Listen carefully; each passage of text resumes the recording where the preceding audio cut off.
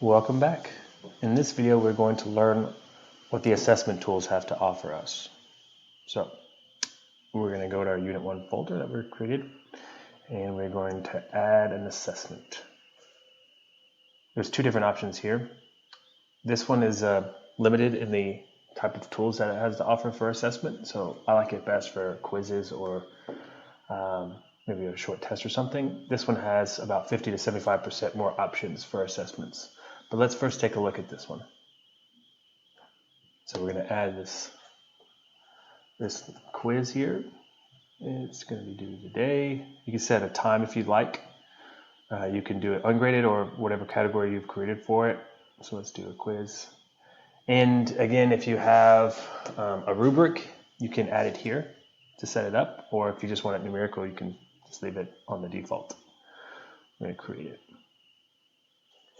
So now we have our quiz, and when we go to it, it's defaulted for the question page, so we can start adding questions. But let's first check out the settings for our quiz. I want to make sure everything's set up. Here's our instruction page. If it's self-explanatory, you don't really need to add anything to the instructions. But if you need to describe it, here's a good place to put it. You can also pull from your Google Drive if you have a robust set of instructions for it.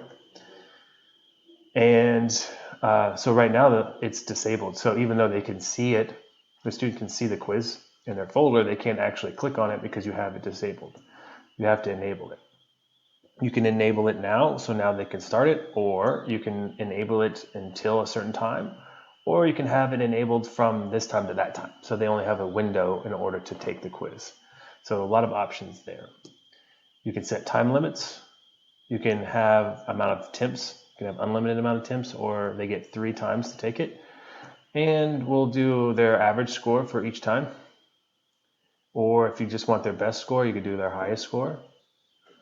And you can randomize the order of the questions, page breaks, so you can have it all continuously running on one page, or you can have them answer one question, then move on to the next question on the next page, so that question they can't see any longer.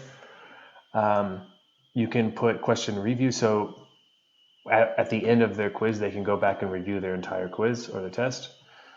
Resumable, which I would recommend that you keep on yes always, because if there's an internet connection or something happens and then they have to log back in, if it's not resumable, then they won't be able to get back in. You'd have to actually reset that from your point of view. So just make it resumable. It's going to save you some trouble there. And do you want them to view their submission? So once they click finish, if you have no, then they can't see anything. If you say yes, they can see the answers that they got wrong, but they don't know what the right answer is. And if you say yes with correct answers, then they'll be able to see that they got it wrong and what the correct answer is. So in the summer for distant from learning, I would put no, because I don't want my students to be able to share information with other students. So I got this one wrong. I don't know what the right answer is, but don't put that one, right? So in face-to-face, I would say yes, because I could see whether they're not sharing in class. And then if it's something that as a practice, then I'll say yes with correct answers, because it's just a participation thing. So that's how I do the submissions. So we want to save. Oh, I don't know, let's enable it. So those are our settings. Got that ready to go. And now we can start adding questions as soon as it stops thinking. Okay.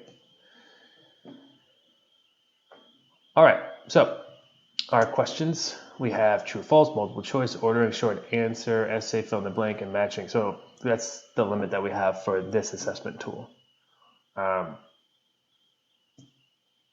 If you can build a question bank and pull from it, but you type your question in here, you can put in media and different things. Again, pretty self-explanatory for the multiple choice and true and false. So this doesn't take a whole lot of setup. And once it's done, you're ready to go, and you'll always have it. So that's convenient. The next one is a lot more options. So this is the other assessment tool. So this one was add test or quiz, and this one's add assessment. So let's make this the test. It's going to be due today. Our submission is going to be let's go ahead and make it enabled. They don't need a password to take it, so that's fine. We're going to do this as a task. And again, if we had a rubric, we could add it and then create. So it's a different point of view. We have a setup here. We have a lot more options for our setup. And this one, while it's more robust, it has a lot more to offer. It does take some time to set it up. If you want your questions to be creative and more interesting and more involved, then it's going to take some more time. And anything like any learning management system or any type of quizzes that you put in or any type of material, again, for a new technology, it's going to take a little bit of time from loading it. But once you have it all set up, it just runs so smoothly that you can just tweak it here and there. But yes, this does take a little bit of time to set up because I'll show you. Look at how many questions, the items that we have that we could put there. We have our ones that we did before. Now we have fill in the blank and drop downs and short essays and audios and videos and file uploads and label images. The one for my biology courses and the health courses, the label image is really neat. Just upload the image and then you can just put in text boxes where you would want them to label it, and they just drag the label to those text boxes. So that's really nice. For maybe history or something, the highlight text or highlight images, you could just use a marker, highlight it, and then it will give you the answer to that, which is really neat.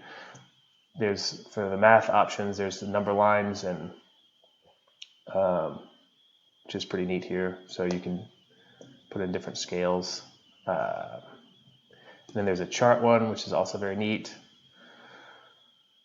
So you can actually create a chart here and have them interact with that however you like, which is a neat option. So anyway, lots going on there. But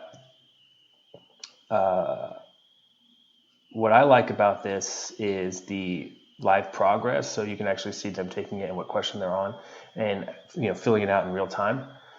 And the grading is really neat too, because you can set it to where it's by question. So after everyone takes the assessment, it'll show you, if you have it set up, then which one they missed the most. And you can actually review that question, see if you made a mistake and put in the wrong answer, or if there's confusion. So it does some auditing for you for your quizzes. And then the reporting is also a very neat tool, because while it doesn't show you here, I don't have anything in there, but it gives you statistics for the class. It gives you median and mean. It gives you outliers. It gives you averages, standard deviation. So you can really get information for that test, how your class did for it. So I found that really neat, and that's why I started using this for my tests more, because I wanted more information for how their performance was. So that's it for. It takes, what's best is just to play around with it and then start clicking on it and start creating some questions. And that is the two forms of assessments. The last one is